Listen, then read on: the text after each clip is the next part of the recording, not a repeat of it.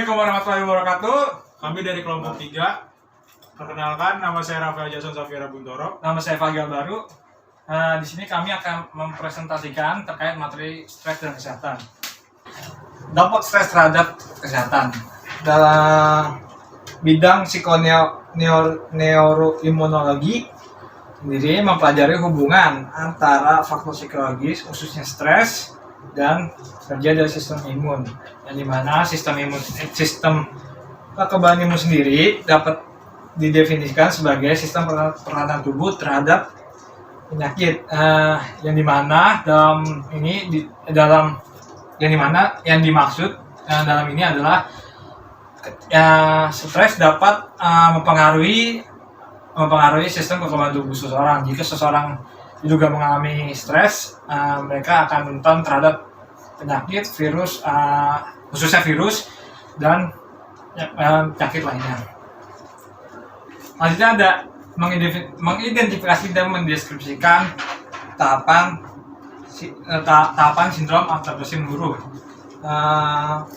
atau general adaptation syndrome, atau yang juga disingkat dengan GAS, yang dimana istilah sindrom ini istilah sindrom adaptasi menurun ini diciptakan oleh seorang yang bernama Hans Selye dan merujuk pada pola respon umum tubuh pada stres berkepanjangan yang ditandai dengan 3 tahap, yaitu yang pertama ada reaksi waspada. Reaksi waspada itu di mana tubuh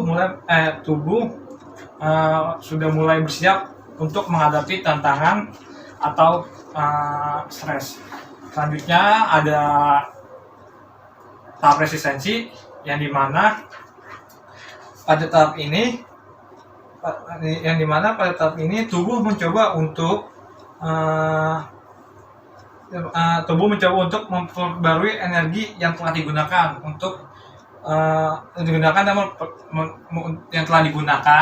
dalam menghadapi stres dan mencoba untuk memperbaiki kerusakan yang terjadi. Nah, selanjutnya ada tahap kelelahan, di mana di tahap kelelahan ini tentunya seseorang mempunyai daya tubuh yang berbeda-beda. Akan tetapi pada akhirnya tubuh seseorang akan mengalami yang dimana namanya kelelahan. Selanjutnya ada bukti terkait hubungan antara perubahan hidup dan kesehatan psikologis serta kesehatan fisik. Hubungannya koreksional, tetapi bukti menunjukkan bahwa orang yang banyak mengalami tekanan hidup dalam bentuk perubahan hidup dan kesibukan sehari-hari mengalami peningkatan risiko untuk mengembangkan masalah penyakit fisik dan penyakit psikologisnya dibandingkan mereka yang mengalami perubahan hidup yang lebih sedikit. Selanjutnya ada peranan stres akulturatif dalam penyakit psikologis, yang dimana tekanan dari akulturasi atau stres akulturatif, atau yang juga disebut stres akulturatif, yang dimana dapat mempengaruhi fungsi dan mental. Hubungan antara tingkat akulturasi dan penyakit psikologis itu kompleks, tetapi bukti mendukung nilai-nilai terkandung dalam pengembangan pola akulturasi bikultural yang mengikuti upaya untuk beradaptasi dengan budaya tempat sambil menggunakan etnis budaya tradisional. Jadi stres akulturasi sendiri itu adalah tekanan yang disebabkan oleh tuntutan bagi khususnya kelompok imigran ataupun penduduk asli dan etnis minoritas, yang dimana fungsinya itu atau gunanya untuk menyesuaikan diri dengan kehidupan budaya mayoritas. Dan stres akulturasi ini bisa menjadi faktor penyebab terjadinya emosional seperti kecemasan dan depresi. Di sini juga terdapat 2 teori umum mengenai hubungan antara akulturasi dan penyesuaian psikologis. Yang pertama itu ada teori peleburan, yang dimana dalam teori ini masyarakat, khususnya masyarakat imigran,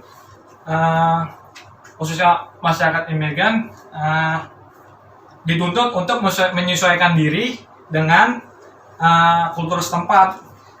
Terus yang kedua ada bicultural teori, yang dimana dalam teori ini ditandai dengan ditandai dengan mengidentifikasi diri dengan kedua kultur, yaitu kultur tradisional dan kultur setempat. Maksudnya, kemampuan seseorang yang mendukung dan perasaan memiliki identitas etnis akan menghasilkan penyesuaian baik. Dan menurut perspektif teori biokultural ini, imigran tetap menjaga identitas etnis dan nilai moral dan nilai-nilai tradisionalnya. Akan tetapi mereka juga sambil belajar beradaptasi dengan bahasa, identitas atau nilai-nilai atau adat dari kultur setempat. Jadi kelompok imigran ini berusaha menyesuaikan antara budayanya dengan budaya masyarakat setempat. Selanjutnya ada faktor-faktor psikologis yang meringankan efek stres. Faktor-faktor tersebut meliputi yang pertama ada gaya coping efektif. Tentunya dengan gaya coping efektif, stres dapat diringankan karena seseorang mampu untuk mengatasi stres yang dialaminya sendiri. Yang selanjutnya ada harapan akan self-efficacy, yang dimana harapan ini mengacu pada kemampuan kita untuk mengatasi tantangan yang kita hadapi dan menunjukkan perilaku tertentu dengan terampil dan menghasilkan perubahan positif dalam hidup kita, sehingga kita mungkin akan mengatur stres dengan lebih baik. Selanjutnya ada ketahanan psikologis. Ketahanan psikologis sendiri yaitu yang dimana dia mengacu pada sekumpulan trait yang bisa membantu seseorang untuk mengelola stresnya sendiri, di mana orang-orang yang kuat secara psikologis tampaknya mengatasi stres akan lebih efektif dengan menggunakan penyelesaian masalah tentunya yang lebih efektif. Selanjutnya ada optimisme, di mana ada penelitian yang mengenai optimisme termasuk ke dalam sebuah pergerakan kontemporer yang lebih luas dalam psikologi atau juga yang sering disebut juga psikologi positif. Aspek positif ini antara lain dari pengalaman manusia akan kemampuan untuk membantu orang lain yang membutuhkan pertolongan dan membiarkan diri sendiri ditolong oleh orang lain. Contohnya seperti pada kasus sosial. Tentunya dengan optimisme dan pemikiran positif kita akan lebih mudah atau lebih yakin akan menghadapi stres-stres yang terjadi. Terus yang terakhir, itu selanjutnya ada dukungan sosial, di mana orang yang memiliki hubungan sosial yang lebih luas seperti orang yang mempunyai keluarga, teman hidup, sahabat atau teman dekat, ya tentunya akan lebih mudah untuk membantu atau meringankan kita untuk mengurangi stres, karena mungkin kita dapat saling bercerita tentang bertukar cerita tentang masalah apa yang kita hadapi atau stresor apa yang dialami oleh kita mungkin, dan orang lain mungkin bisa membantunya karena sudah mungkin Chandra juga udah melewati fase itu terlebih dahulu. Terus selanjutnya ada identitas etnis. Identitas etnis ini di mana pada etnis tertentu mempunyai kebanggaan tersendiri, sehingga etnis tersebut, kelompok tersebut atau dari etnis tersebut dapat membantu menghadapi stres yang disebabkan mungkin karena terjadinya rasisme terhadap etnis atau kelompok tertentu, dan mungkin terjadinya intoleransi antara etnis kelompok tersebut sendiri maupun dengan kelompok etnis yang lainnya. Selanjutnya ada gangguan penyesuaian dan karakteristik dari gangguan ini. Gangguan penyesuaian adalah reaksi maladaptif terhadap stresor yang teridentifikasi. Gangguan penyesuaian ditandai dengan reaksi emosional yang lebih hebat daripada reaksi yang umumnya. Diharapkan mengingat kondisi atau bukti dari pelemahan signifikan dalam fungsi seseorang. Pelemahan umumnya berbentuk masalah di tempat kerja atau kampus, dalam hubungan sosial, dan aktivitas sosial. Jenis-jenis gangguan penyesuaian antara lain gangguan penyesuaian dengan mood depresif, yaitu kesedihan, menangis, dan perasaan putus asa. Gangguan penyesuaian dengan kecemasan antara lain kekhawatiran, gugup, gelisah, atau pada anak-anak ketakutan untuk berpisah dengan figur lokat utama. Gangguan penyesuaian dengan gejala campuran antara kecemasan dan mood depresif antara lain kombinasi dari kecemasan dan depresif. Gangguan penyesuaian dan gangguan perilaku antara lain pelanggaran hak orang lain atau melanggar norma sosial yang sesuai dengan usia seseorang. Contoh perilakunya adalah vandalisme, membolos, berkelahi, ugal-ugalan, tidak melakukan kewajiban hukum, seperti pembayaran tunjangan anak. Selanjutnya ada gangguan penyesuaian dan gejala campuran antara gangguan emosi dan perilaku, yaitu cirinya adalah gabungan dari gangguan emosi, seperti depresi atau kecemasan, dan gangguan tingkah laku, seperti yang dideskripsikan sebelumnya. Yang terakhir ada gangguan penyesuaian tak tergolongkan. Di kategori terakhir ini, yang berlaku untuk orang-orang tidak dapat diklasifikasikan ke dalam salah satu subtipe gangguan penyesuaian. Selanjutnya ada karakteristik utama dari gangguan stres akut dan gangguan pasca trauma. Dua jenis gangguan stres traumatis adalah gangguan stres akut dan gangguan stres pasca trauma. Keduanya melibatkan reaksi maladiktif terhadap stresor traumatis. Selanjutnya ada gangguan stres akut muncul beberapa hari atau minggu setelah peristiwa traumatis terjadi. Gangguan stres pasca trauma bertahan selama beberapa bulan, tahun, bahkan beberapa dekade. Setelah pengalaman traumatis terjadi dan memungkinkan tidak akan muncul sampai beberapa bulan atau tahun setelah peristiwa traumatis terjadi.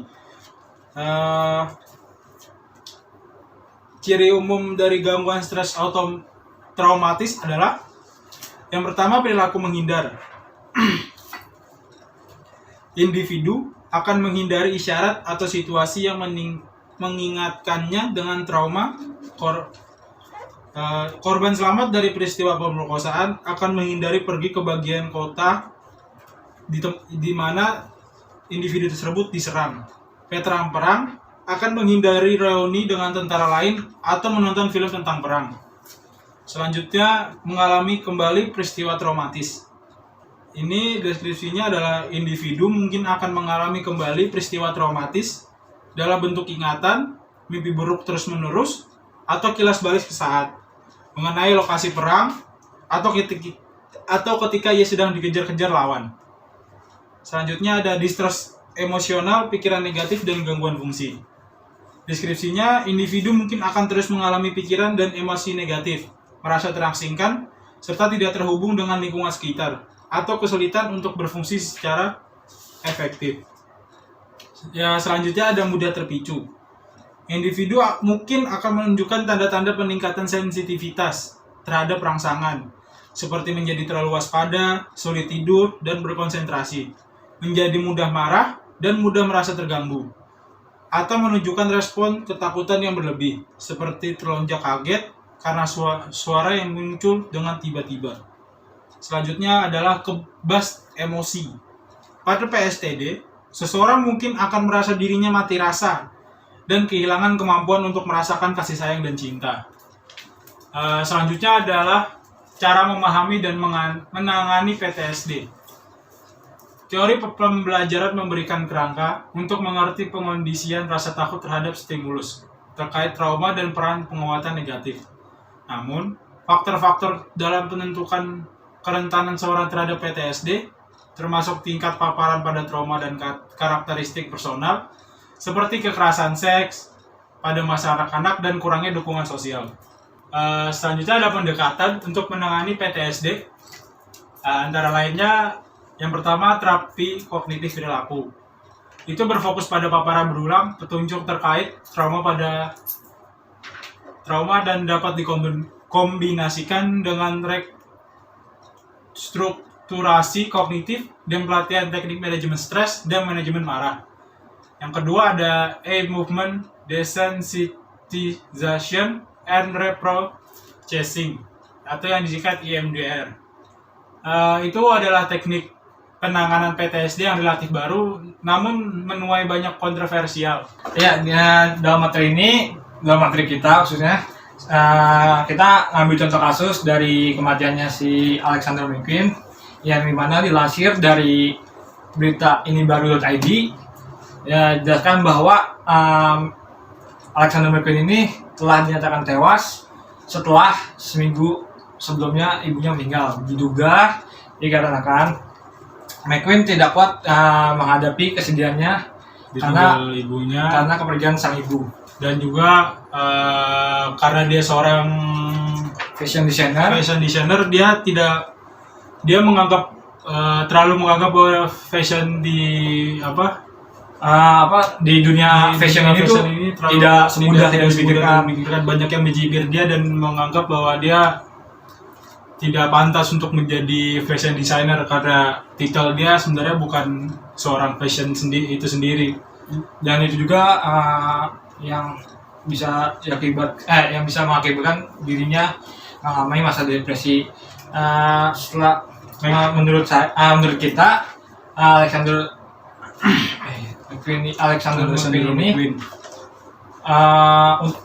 yang akhirnya memutuskan untuk yang memutuskan untuk akhirnya bunuh diri karena kesedihan ditinggal oleh sang ibu. Dikarenakan karena diduga Alexander McQueen ini mengalami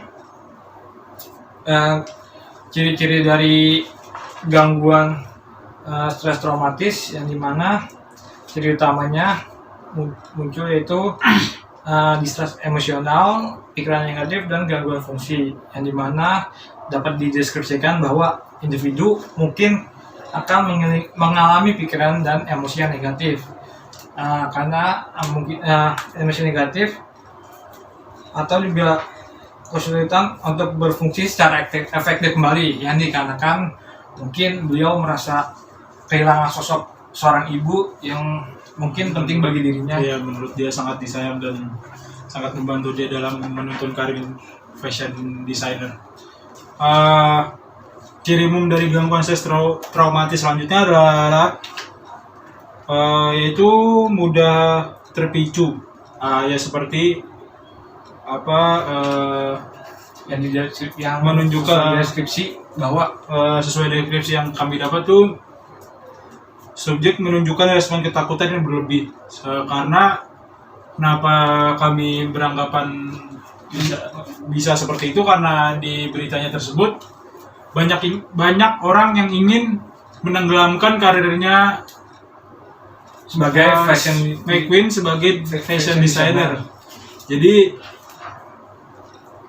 ketakutan McQueen sangat terasa, apalagi setelah ditinggal ibunya.